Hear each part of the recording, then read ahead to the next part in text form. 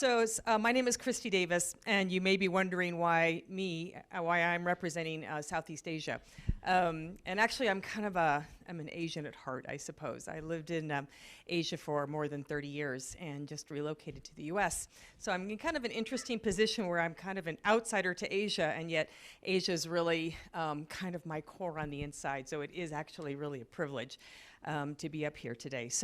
I'm representing Southeast Asia. I'm kind of wearing two hats. TBN Asia is based in Transformational Business Network is based in Singapore, but I'm also wearing the Belmont University hat, which is based in Nashville, Tennessee, which may seem very incongruent, but Nashville's kind of a happening place for social impact investing and a bunch of other cool stuff like music, but it's also the new strategic partner of the TBN Global Alliance, which is taking shape.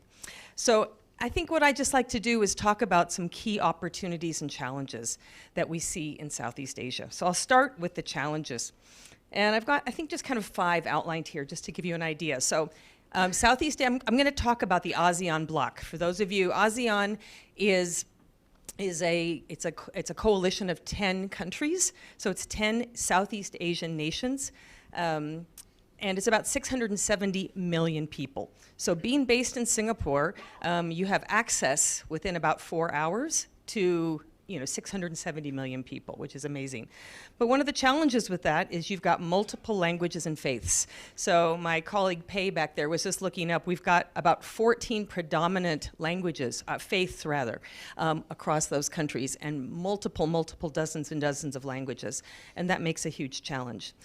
Another a challenge we've got is the economic disparity. We've got a Singapore on one hand and a Laos on the other, or a Cambodia on the other end. And so how do we support social entrepreneurs and that whole this ecosystem when you've got a Singapore on one side and a Cambodia or a Laos on the other?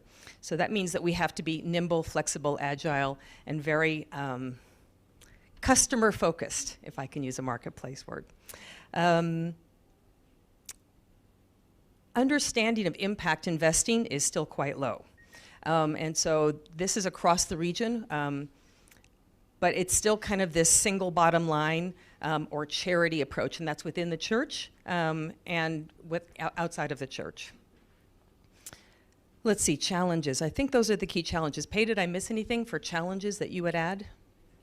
Okay, so let's talk about opportunities because they're much more enjoyable to talk about.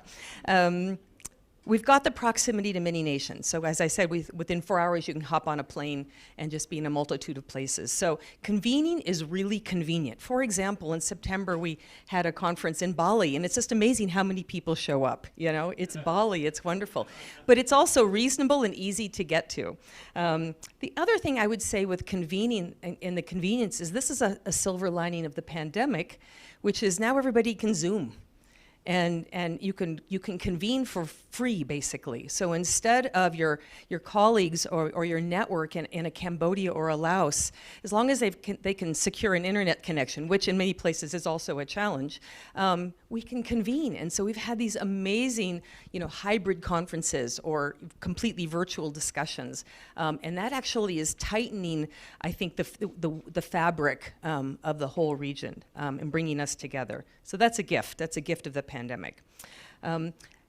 Another opportunity, I think, is the growing number of national level networks for social enterprises and social entrepreneurs. And this is largely in the secular space. But the other really cool opportunity that's linked to this is that secular organizations are quite happy to work with people of faith. Faith is actually something that joins us together.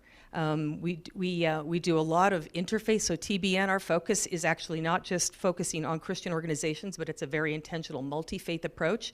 But that's also because the only predominantly Christian country in Southeast Asia is the Philippines, which means if we want to look at scale and opportunity, we're looking at a multi-faith approach. I know I'm out of time, so I guess I would just say one last thing, and that is the power of multi-sector partnerships and collaboration, which I think we're all talking about. Without that, across public, private, and social sectors, including universities, I think that's where the opportunities are to pull and link us together and to share our resources so that we can